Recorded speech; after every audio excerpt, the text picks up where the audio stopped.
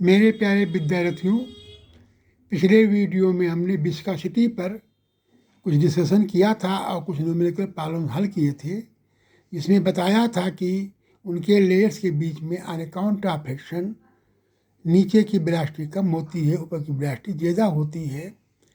तो उसके पश्चात हमने ये देखा है कि जब कोई फ्लूइड जैसे वाटर अगर शीशे पर डालते हैं तो वो फैल जाता है, अगर मरकरी डालते हैं तो नहीं फैलता है।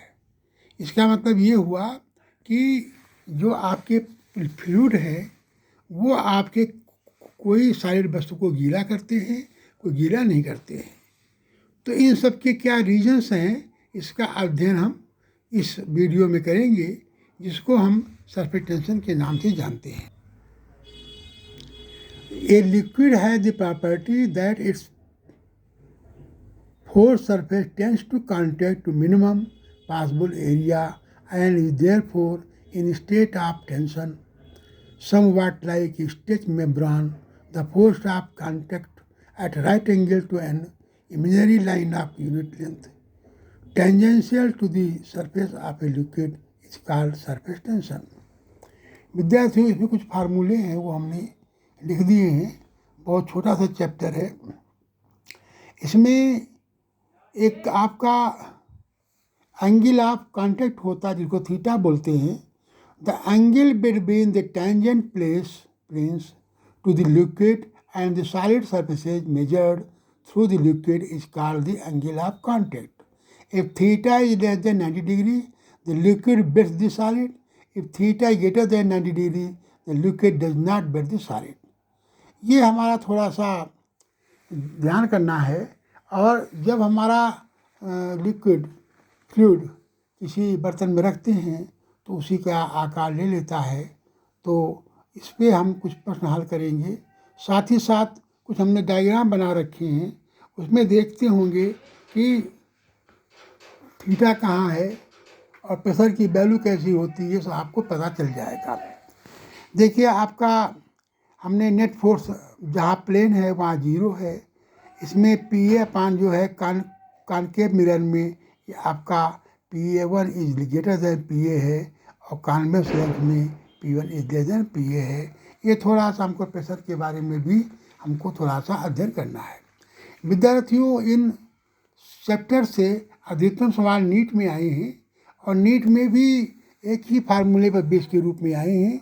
ये excess pressure inside a spherical surface, इसमें जो है आपका वर्क के ऊपर आया है tension into increase in surface area.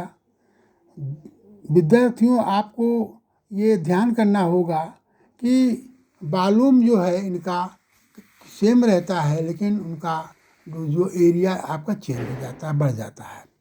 तो पहला प्रश्न है, find the work required to break a drop of water radius 0.5 centimetre into identical drops each of 1 millimeter. Surface tension of water is 7.10 to the power minus 2 Nm. विद्यार्थियों, इसमें एक बड़ी drop है जिसको तोड़ करके छोटी ड्रॉप आई बनाई गई हैं। उसमें संख्या आपको ध्यान होगा कि ऊपर का एरिया बड़े वाले का छोटे एरिया से भाग करेंगे तो 125 हमारा आंसर आ जाता है। सरफेस एरिया आप बिग ड्रॉप को निकाल लेंगे, टोटल सरफेस एरिया आप स्मॉल ड्रॉप को निकाल लेंगे।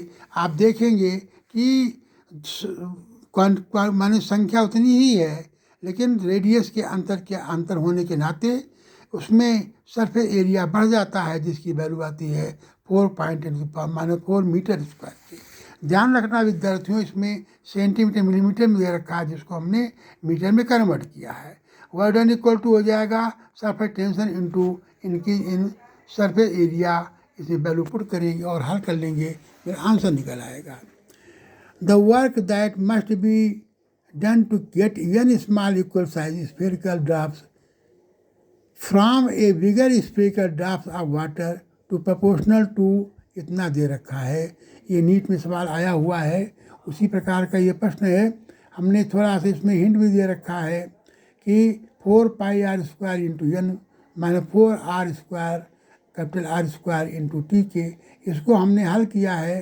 तो आप देखेंगे कि थोड़ा सा एक हमने हिंट भी दे रखा है, remains total volume remains unchanged थे।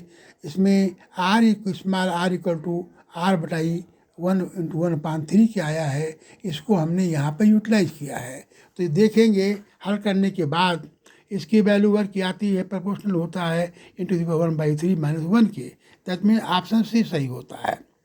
The capillary tube A and B are dipped into a liquid which rises 7.6 centimeter 4.4 centimeter respectively above the outside the level.